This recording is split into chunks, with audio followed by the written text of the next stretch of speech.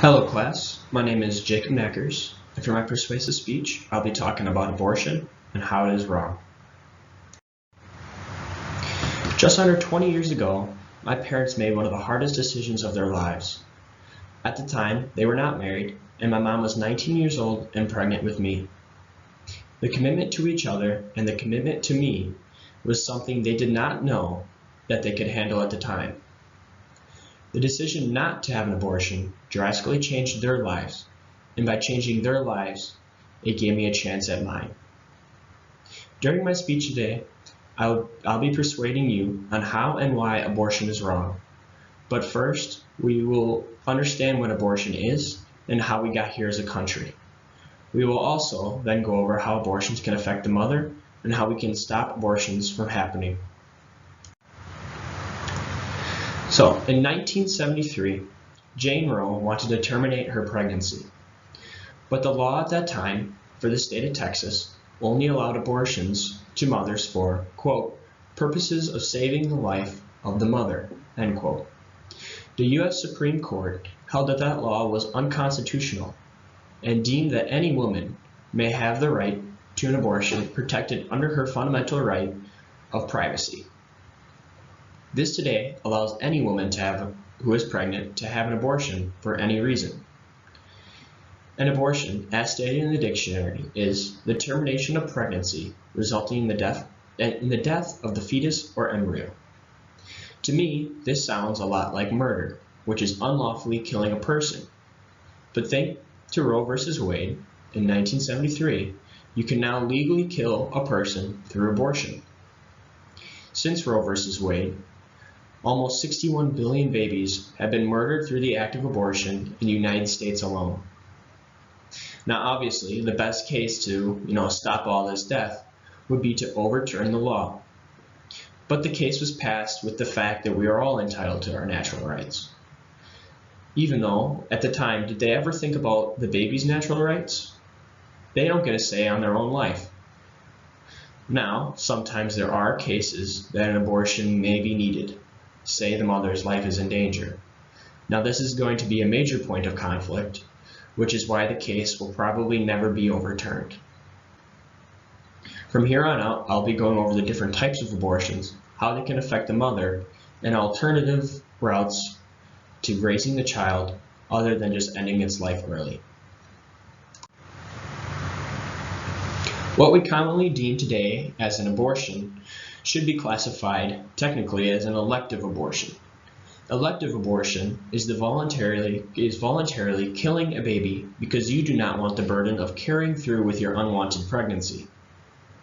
This happens very often in today's world.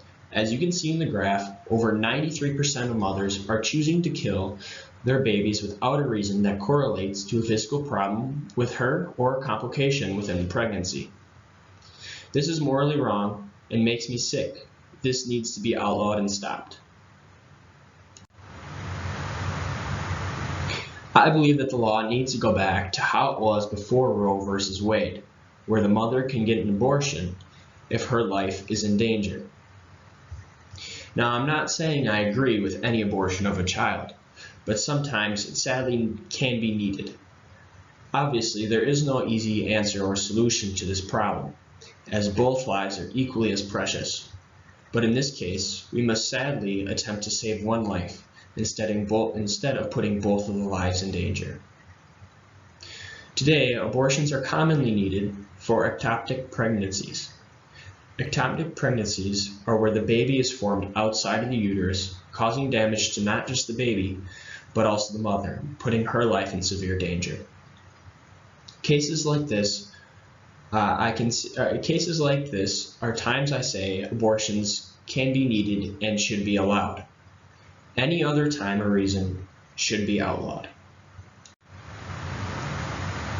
Abortions aren't just terrible because they terrible because they kill an innocent person. They can also affect the mother. During a medical abortion, or where you take a pill that blocks the nutrients to the embryo, a woman will cramp and bleed heavily for 1 to 4 hours. She then can experience blood clots that, if are not found, or commonly aren't, can cause severe damage internally. During a vacuum aspiration, where the doctor actually uses a vacuum to suck the fetus and the placenta out of the uterus, the doctor can cause internal bleeding, and this also gives you the possibility of having internal damages and a harder chance of getting pregnant in the future. During dilation and evacuation, the doctor will dilate the cervix and then use forceps to physically remove the fetus. The woman can experience bleeding, cramping, and become very nauseous.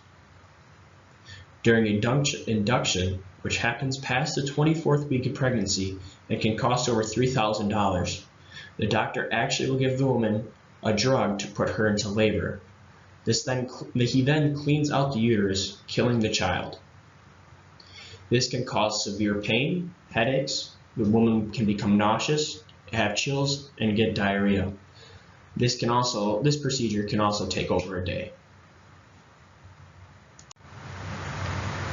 Abortions don't affect the mother just physically. They can do most of their damage to the mother internally through emotional and psychological damage.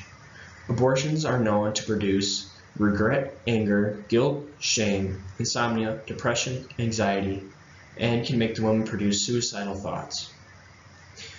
Now these mental and psychological effects don't just last, a few weeks or a month.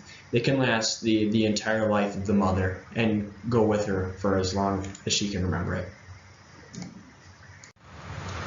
As we cannot see a world where abortion is illegal, we must acknowledge that it is wrong and find alternative routes on how to handle unplanned pregnancies. Thankfully, there are many options that people today do not account for when they deal with their unwanted child. First off, you can give your child to a family member to take care of. If a woman feels that she is unable to provide for her child temporarily or permanently, the best option is to let someone close to you help you raise the child and giving it a chance at life. If the family is not an option, there is always adoption. Some people may believe that adoption agencies and orphanages will not give their child the necessary things in life to succeed. That is wrong, and there are many different agencies and orphanages around the world who can give your child a great home and a chance at a wonderful life. There is always an option of foster care as well. And even though you just put your child into foster care, you can still maintain contact by creating a contract with your foster family so you can see them from time to time.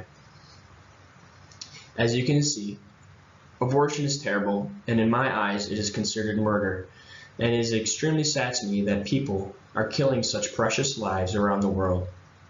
There are so many different options to give a child a chance at life, and we need to fight for them as they never get the opportunity to fight for themselves. Thank you all for watching.